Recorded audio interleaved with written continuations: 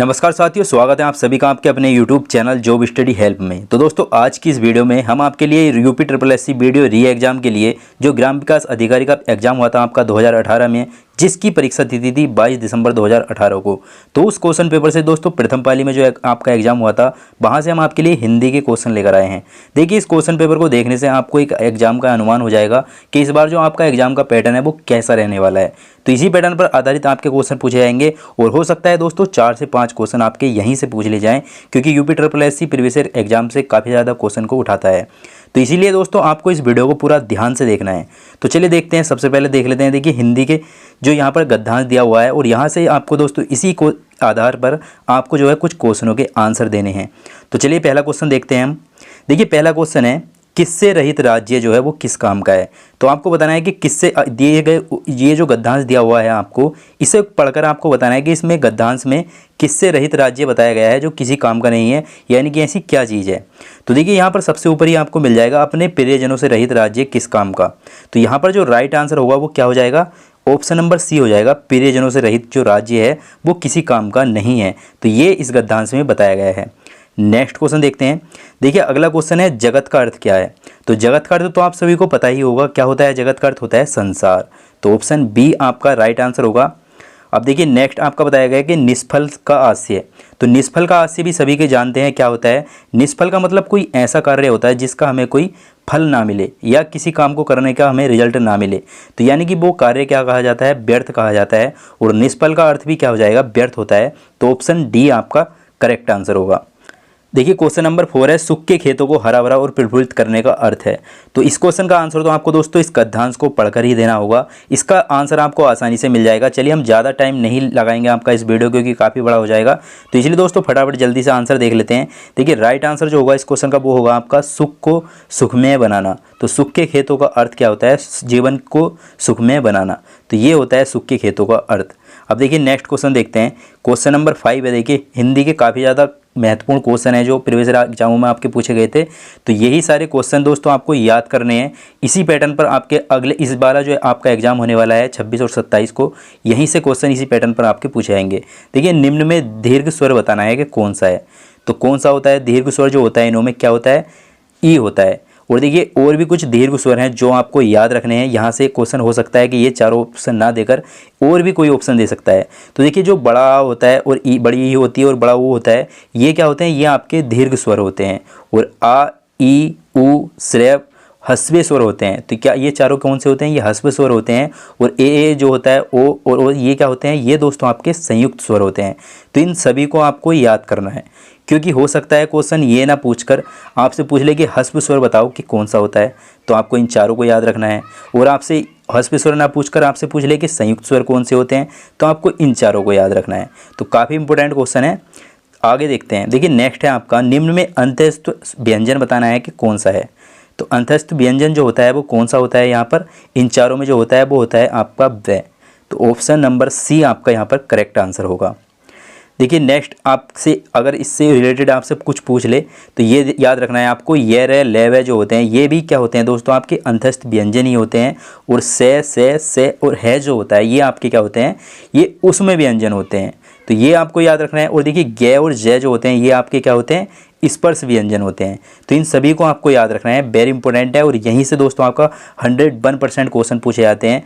और इनमें से भी दोस्तों मैं आपको बता दूं कि यहीं से भी आपका एक क्वेश्चन 100% पूछा जाएगा। आपसे पूछेगा कि अंतस्थ व्यंजन कौन से होते हैं, या आपसे पूछ लेगा कि उसमें व्यंजन कौन सा होता है, और यह आपसे पूछ लेगा कि स्पर्श व्यंजन बताओ कि कौन से होते हैं। तो यहाँ से वो दोस्तों जरूर आपका क्वेश्चन पूछा जाएगा। इन सभी को आपको याद करना है अच्छे से। नेक्स्ट क्वेश्चन है, निम्न में अल्पप्राण व्यंजन कौन सा है। तो अल्पप्राण व्यंजन आपको बताना है कि कौन सा होता है। तो देखिए, अल्पप्राण व्यंजन की अगर हम बात करें तो वो होता है गे, यानी कि ऑप्शन बी आपका यहाँ पर राइट आंसर होगा। अब देखिए दोस्तों, अल्पप्राण की अगर आपसे डेफिनेशन पूछ ले कि अल्पप्राण व्यंजन की डेफिनेशन या परिभाषा बताओ, तो क्या होती है, आपको याद होना चाहिए, जिन व्यंजनों में श्वास जो होती है अल्प मात्रा में निकले और जिनमें हकार जैसी ध्वनि नहीं होती है, उन्हें क्या कहा जाता है, उन्हें दोस्तों अल्पप्राण व्यंजन कहते हैं। तो ये आपको यहाँ से याद रखना है। अब देखिए, क्वेश्चन नंबर 8 है आपका, निम्न में घोष वर्ण कौन सा है। तो घोष वर्ण आपको बताना है कि कौन सा होता है, तो वो होता है जय, यानी कि ऑप्शन ए आपका करेक्ट आंसर हो जाएगा। अब देखिए इससे रिलेटेड कुछ इंपॉर्टेंट पॉइंट जान लीजिए। जय आपका एक जो होता है घोष वर्ण होता है, नाद की दृष्टि से जिन व्यंजन वर्णों के उच्चारण से स्वर तंत्रियाँ झंकृत होती हैं वे घोष वर्ण कहलाते हैं। ये इसकी डेफिनेशन होती है घोष वर्ण की, तो ये आपको याद रखनी है, यहाँ से आपसे यही पूछी जाएगी। अब देखिए नेक्स्ट क्वेश्चन नंबर 9 है आपका, निम्न में ओष्ठ्य वर्ण कौन सा है। ओष्ठ्य वर्ण बताना है कि कौन सा होता है, तो कौन सा होता है ओष्ठ्य वर्ण होता है आपका ऊ, यानी कि ऑप्शन डी आपका करेक्ट आंसर हो जाएगा। देखिए ओष्ठ्य वर्ण की अगर हम डेफिनेशन पूछें तो आपको याद होनी चाहिए, दोनों होठों के स्पर्श से बोले जाने वाले वर्ण को क्या कहा जाता है, ओष्ठ्य वर्ण कहा जाता है या कहलाते हैं। तो याद होना चाहिए आपको। जैसे दोस्तों आपका ऊ हो गया और बड़ा ऊ हो गया, पे हो गया, पे वर्ग के जितने व्यंजन होते हैं, जैसे दोस्तों आपका पे, फे, बे, भे, में, तो ये क्या होते हैं ये दोस्तों। और देखिए दोस्तों आपका ए और आ जो होता है ये आपके कंठस्थ वर्ण, और ई जो होती है ये आपका तालव्य वर्ण। तो ये भी आपको याद होना चाहिए। ओष्ठ्य वर्ण कौन से होते हैं ये सब आपको याद होना चाहिए। अब आगे देखते हैं। देखिए क्वेश्चन नंबर 10 है आपका, निम्न में से योग ऋण शब्द है। योग ऋण शब्द बताना है कि कौन सा होता है, तो यहाँ पर जो जलज शब्द है ये क्या है, ये दोस्तों एक योग ऋण शब्द होता है। अब इसकी डेफिनेशन की अगर हम बात करें तो डेफिनेशन आपको सभी की याद होनी चाहिए, उससे आपको एग्जाम में आसानी होती है शब्द को पहचानने में। देखिए जलज की अगर हम विच्छेद करेंगे तो क्या हो जाएगा, जल प्लस जय हो जाएगा। और इसका अर्थ की अगर हम बात करें तो जल से में जो उत्पन्न होता है, यानी कि जल में उत्पन्न होने वाला, किंतु इससे दोस्तों कमल का अर्थ लिया जाएगा। इससे क्या हो जाएगा, हाँ कमल का अर्थ क्यों लिया जाएगा, क्योंकि जल में क्या उत्पन्न होता है, कमल होता है। अतः जलज शब्द योग ऋण है। ऐसे शब्द जो यौगिक तो होते हैं किंतु अर्थ के विचार से अपने सामान्य अर्थ को छोड़कर विशेष अर्थ के परिचायक हैं, तो योग ऋण कहा जाता है उनको। जैसे जलज शब्द हो गया। अब क्वेश्चन नंबर आपका 11 है, महोत्सव का संधि विच्छेद होगा। तो महापिलत उत्सव होता है, सभी को पता होगा महोत्सव का संधि विच्छेद। ये दोस्तों जो महोत्सव है इसका संधि विच्छेद काफ़ी ज़्यादा एग्जाम में पूछा जाता है, तो आपको याद होना चाहिए ऑप्शन सी हमारा यहाँ पर राइट आंसर होगा। अब देखिए कुछ इससे इंपॉर्टेंट पॉइंट जान लीजिए। महोत्सव का संधि विच्छेद महापिलत उत्सव होता है, और अगर इसकी हम बात करें तो बड़ा और प्लस हुआ है। इसमें क्या है, गुणस्वर संधि है। इस संधि के नियमानुसार यदि ए या आ के बाद ई या ई, ऊ या ऊ और ज़्र आए तो दोनों मिलकर क्या हो जाते हैं, ए और ओ हो जाते हैं तथा अर हो जाते हैं। तो इसलिए दोस्तों क्या हो जाता है यहाँ पर, महोत्सव में कौन सी संधि है ये पूछ ले तो स्वर संधि है। संधि विच्छेद की अगर हम बात करें इसके तो क्या होता है, महाप्लत उत्सव होता है। नेक्स्ट क्वेश्चन है, बैलगाड़ी में समास है। तो बैलगाड़ी में कौन सा समास होता है, सभी को पता होगा, इसमें होता है तत्पुरुष समास। और बैलगाड़ी का अगर दोस्तों हम समास विग्रह करें तो इसका समास विग्रह हो जाएगा बैल की गाड़ी। और तत्पुरुष समास की डेफिनेशन क्या होती है, इसमें दोस्तों हमारा उत्तर पद प्रधान होता है, तो बैलगाड़ी में समास हो जाएगा तत्पुरुष समास, यानी कि ऑप्शन डी हमारा यहाँ पर राइट आंसर होगा। नेक्स्ट क्वेश्चन है, आगमन में उपसर्ग है। तो आगमन में कौन सा उपसर्ग है, आगमन में होता है आ उपसर्ग। देखिए आगमन में आ उपसर्ग है। आ उपसर्ग का अर्थ की अगर हम बात करें तो इसका अर्थ क्या होता है, सीमा और समेत, कमी, विपरीत। तो ये क्या होते हैं, ये दोस्तों आ उपसर्ग के अर्थ होते हैं। इस उपसर्ग से निर्मित अन्य शब्द हैं, जैसे दोस्तों आपका आकाश हो गया, आकर्षण हो गया, आरंभ हो गया, आक्रमण हो गया, आचरण और आजीवन। इन सभी में भी क्या है, इन सभी में भी आ उपसर्ग लगा हुआ है, तो ये भी दे सकता है आगमन के स्थान पर। तो ये भी आपको याद रखना है। देखिए नेक्स्ट है हमारा, रसोइया में प्रत्यय है। तो रसोइया में प्रत्यय बताना है कि कौन सा प्रत्यय होता है, या होता है या ई या होता है। और चलिए देखिए और ऑप्शन देखते हैं। या दोस्तों आपका आ होता है या रस होता है, तो बताना है कि कौन सा उपसर्ग होता है, सॉरी प्रत्यय होता है। तो देखिए रसोइया में आपका क्या होता है, या प्रत्यय होता है, तो आपका ऑप्शन बी राइट आंसर होगा। नेक्स्ट है आपका, देखिए निम्न में कौन सा शब्द तत्सम है। तत्सम शब्द बताना है कि आपको कौन सा है। देखिए तत्सम शब्द हो जाएगा आपका यहाँ पर क्षेत्र। क्षेत्र शब्द जो है एक तत्सम शब्द है जिसका तद्भव होता है खेत, गधा, गाय एवं घर। ये भी क्या है, ये सब दोस्तों तद्भव शब्द होते हैं जिनके तत्सम शब्द की अगर हम बात करें तो गर्दभ हो जाएगा गधे का तत्सम शब्द, गो गाय का हो जाएगा, और देखिए दोस्तों घर का आपका क्या हो जाएगा, गृह हो जाएगा। तो ये भी आपको याद रखना है, क्योंकि हो सकता है आपसे आगे क्षेत्र ना देकर दोस्तों इन चारों में से भी कोई दे दे और पूछ ले कि गधे का तत्सम शब्द बताओ तो क्या होता है, गर्दभ होता है। गाय का पूछ ले गो होता है, घर का पूछ ले गृह होता है। तो याद रखने हैं सभी आपको। नेक्स्ट देखिए आपका, निम्न में कौन सा शब्द तद्भव है। तद्भव शब्द बताना है तो इन चारों में कौन सा हो जाएगा, जीव हो जाएगा, यानी कि ऑप्शन सी राइट आंसर होगा। और इसकी अगर हम दोस्तों तत्सम शब्द की बात करें तो क्या हो जाएगा, जीवा हो जाएगा। नेक्स्ट देखिए आपका निम्न में कौन सा शब्द देशज है, देश शब्द बताना है इन चारों में कौन सा होता है, कटोरा हो जाएगा। और देखिए कुछ और भी जान लीजिए इसके बारे में, कटोरा शब्द देशज है। बे शब्द जो दोस्तों विभिन्न बोलियों या भारतीय भाषाओं से हिंदी में आए हैं या जिनका स्रोत आगत है उन्हें देशज शब्द कहा जाता है। जैसे दोस्तों आपका जूता हो गया, कटोरा हो गया, खिचड़ी, पगड़ी, डिबिया, तेंदुआ, तो ये सभी क्या हैं, ये देशज शब्द हैं जो दोस्तों आपके हिंदी भाषा से भारतीयों ने बनाए हैं, तो वो उन शब्दों को कहा जाता है देशज शब्द।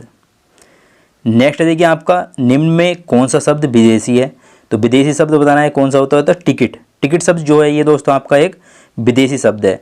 और देखिए आगे भी जान लीजिए इसके बारे में, अतः यह शब्द विदेशी हैं। मयूर शब्द क्या है, तत्सम है, जिसका तद्भव क्या होता है, मोर होता है। तो याद रखना है मोर का भी तत्सम तद्भव काफ़ी ज़्यादा एग्जाम में पूछा जाता है। नेक्स्ट देखिए आपका निम्न में संज्ञा शब्द है, संज्ञा शब्द बताना है कौन सा होता है, हरा होता है, पतला होता है, गहरा होता है या सभा होता है, तो सभा होता है, ऑप्शन सी आपका राइट आंसर होगा। और देखिए जिस संज्ञा से वस्तु अथवा व्यक्ति के समूह का बोध हो उसे समूहवाचक संज्ञा कहते हैं। तो सभा शब्द में अगर आपसे पूछ ले कि कौन सी संज्ञा है तो आपको याद रखना है समूहवाचक संज्ञा है। और देखिए इसके कुछ समूहवाचक संज्ञा के और भी कुछ एग्जाम्पल हैं, तो इनको भी याद रखना है आपको। दल हो गया, गिरोह हो गया, गुच्छा हो गया, कुंज हो गया या मंडल हो गया, तो ये सभी क्या है दोस्तों, ये सभी आपके समूहवाचक संज्ञा के ही उदाहरण हैं। नेक्स्ट देखिए आपका निम्न में से सर्वनाम शब्द है, सर्वनाम शब्द बताना है कि कौन सा है। नींद है आपका, रोग है, सफाई है या कौन है, तो कौन जो होता है दोस्तों ये आपका एक सर्वनाम शब्द होता है, यानी कि ऑप्शन डी आपका यहाँ पर राइट आंसर होगा। नेक्स्ट क्वेश्चन है निम्न में विशेषण शब्द है, तो विशेषण शब्द बताना है कि कौन सा है निम्न में से, तो कौन सा है, यहाँ पर हो जाएगा उचित। उचित जो शब्द है ये दोस्तों आपका विशेषण शब्द है। और देखिए ये इसमें अगर आपसे पूछ ले कि इसमें कौन सा विशेषण है उचित शब्द में, तो इसमें दोस्तों गुणवाचक विशेषण होता है। जिस शब्द से संज्ञा की गुण, दशा, स्वभाव आदि लक्षित हो उसे क्या कहा जाता है, गुणवाचक विशेषण कहा जाता है, तो आपको याद रखना है। नेक्स्ट देखिए आपका निम्न में से प्रेरणार्थक क्रिया है, तो प्रेरणार्थक क्रिया बतानी है कौन सी है, तो गिराना। गिराना क्या है, एक प्रेरणार्थक क्रिया होती है। प्रेरणार्थक क्रिया की डेफिनेशन जान लीजिए। देखिए जिन क्रियाओं से इस बात का बोध हो कि कर्ता स्वयं कार्य ना करके किसी दूसरे को कार्य करने के लिए प्रेरित करता है, वे क्या होती हैं, वे दोस्तों आपकी प्रेरणार्थक क्रिया होती हैं।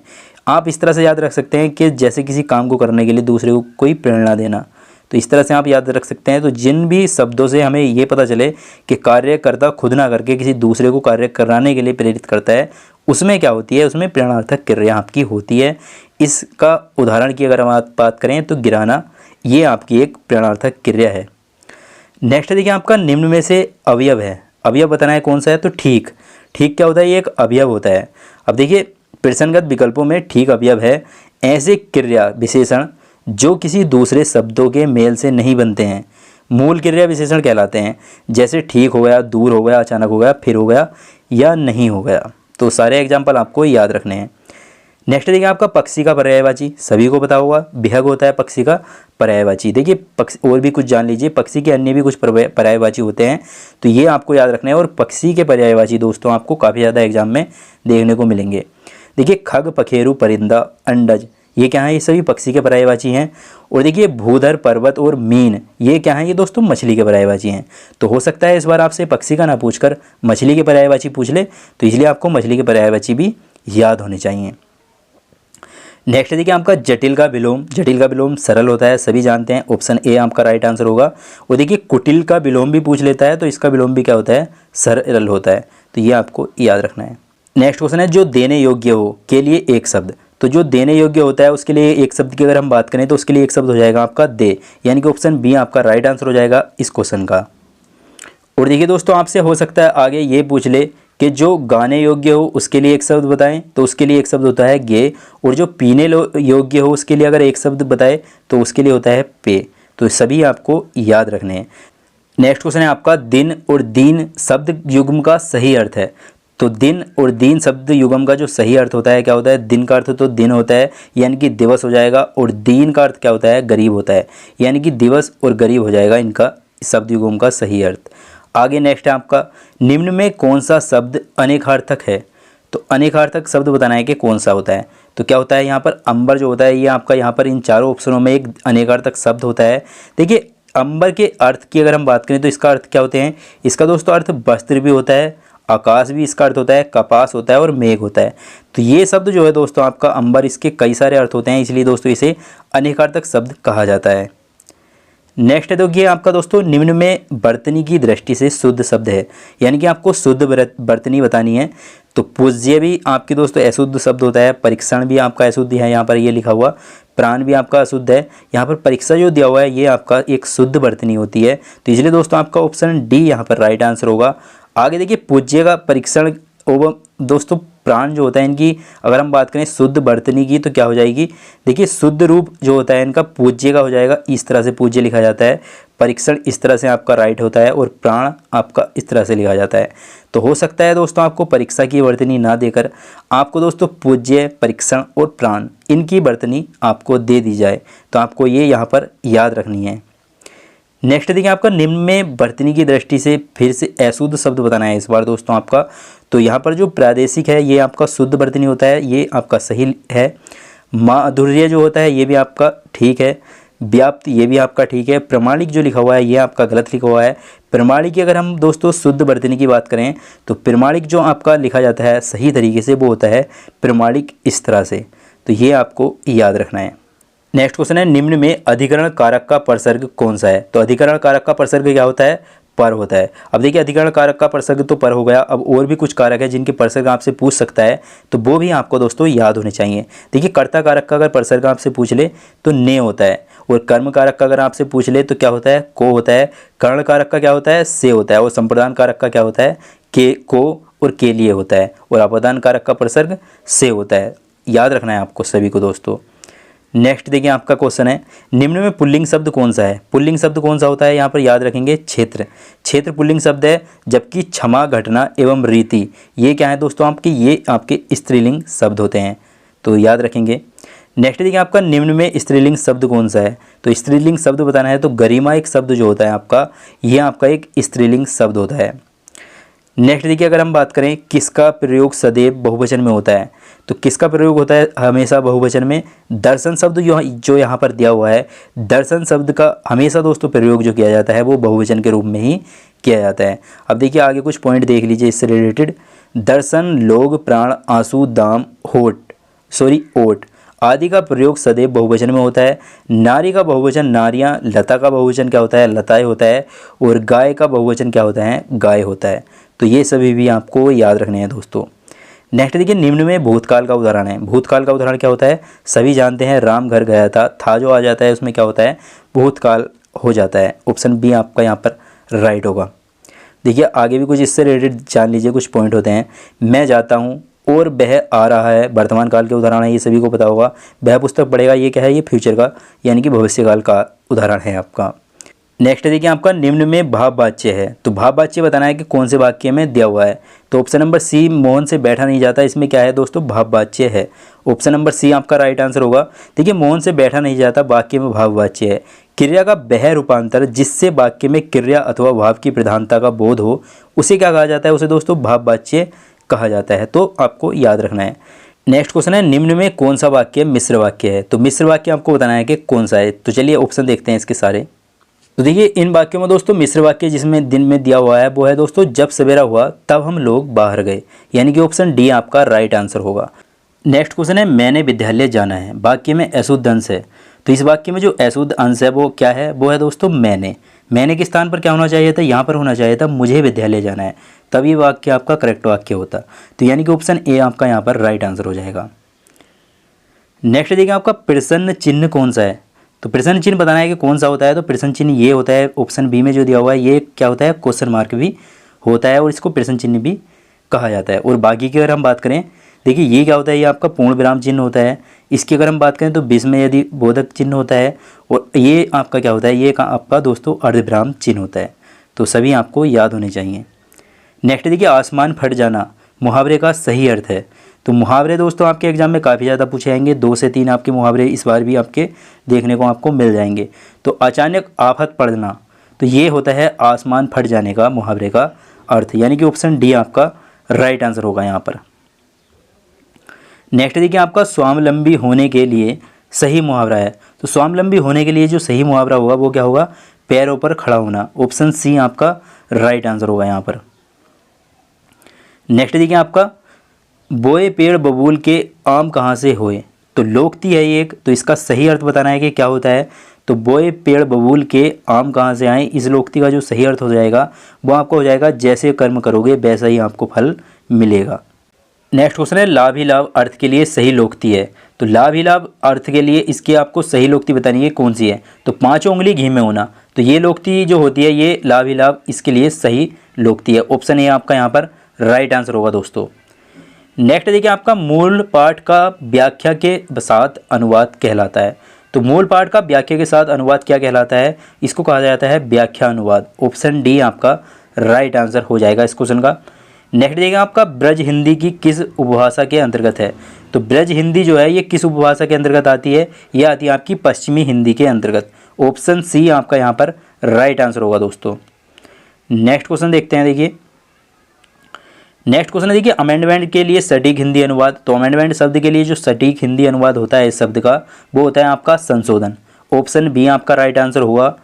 नेक्स्ट देखिए आपका सूरसागर के रचयिता कौन है। तो इस सूरसागर के रचयिता आपको बताने हैं तो सूरदास हैं, सभी को पता होगा। देखिए भक्ति काल की सगुन मार्गी कृष्ण काव्यधारा के कवि सूरदास जी की रचनाएं जो हैं वो कुछ और भी इनकी रचनाएं हैं, तो वो भी आपको याद रखनी है। जैसे दोस्तों आपकी सूरसावली हो गई एवं साहित्य लहरी हो गई, तो ये भी इनकी दोस्तों काफ़ी महत्वपूर्ण रचनाएं हैं जो आपकी एग्जाम में पूछी जाती हैं, तो ये भी आपको याद रखनी चाहिए। नेक्स्ट देखिए आपका निम्न में रीतिकाल के कवि बताने के कौन से हैं। तो कौन से हैं रीतिकाल के कवि, वो हो जाएंगे दोस्तों बिहारी। ऑप्शन सी आपका राइट आंसर हो जाएगा। कविवर बिहारी जो हैं ये रीतिकाल के कवि हैं। इनकी प्रसिद्ध रचना कौन कौन सी हैं, बिहारी सत्सई है। जयशंकर प्रसाद की अगर हम बात करें तो सूर्यकांत त्रिपाठी निराला और सुमित्रानंदन पंत, ये सभी क्या हैं, ये दोस्तों आपके छायावादी काल के कवि हैं, तो ये आपको याद रखना है। नेक्स्ट देखिए दोस्तों आपका उसने कहा था कहानी के लेखक कौन है। तो काफ़ी महत्वपूर्ण कहानी है ये, एग्जाम में काफ़ी बार पूछी भी गई है। तो उसने कहा था चंद्रशेखर शर्मा गुलेरी जो है इनकी कहानी है ये उसने कहा था।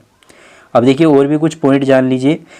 उसने कहा था कहानी के लेखक चंद्रधर शर्मा गुलेरी हैं। इनकी अन्य भी रचनाएं हैं, जैसे दोस्तों आपकी घंटाघर हो गई, धर्मपरायण रीछ हो गई, पाठशाला, बुद्धू का कांटा, सुखमय जीवन और हीरे का हीरा, ये सभी क्या हैं, ये भी दोस्तों आपकी चंद्रधर शर्मा गुलेरी की ही रचनाएं हैं।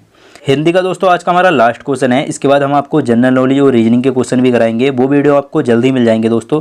देखिए उर्वशी किसका काव्य है। तो उर्वशी किसका काव्य है, उर्वशी दोस्तों रामधारी सिंह दिनकर जी का काव्य है, यानी कि ऑप्शन सी आपका राइट आंसर होगा। देखिए उर्वशी रामधारी सिंह दिनकर का एक कविता संग्रह है। इनके कुछ अन्य भी कविता संग्रह हैं, वो भी आपको याद होने चाहिए। जैसे दोस्तों आपका रसीम रथी हो गया, हुंकार हो गया, कुरुक्षेत्र हो गया, परशुराम की प्रतिज्ञा हो गया और हाहाकार, ये भी दोस्तों इनके क्या है कविता संग्रह हैं। ये सभी भी आपको याद होने चाहिए। वेरी इंपॉर्टेंट क्वेश्चन है ये दोस्तों।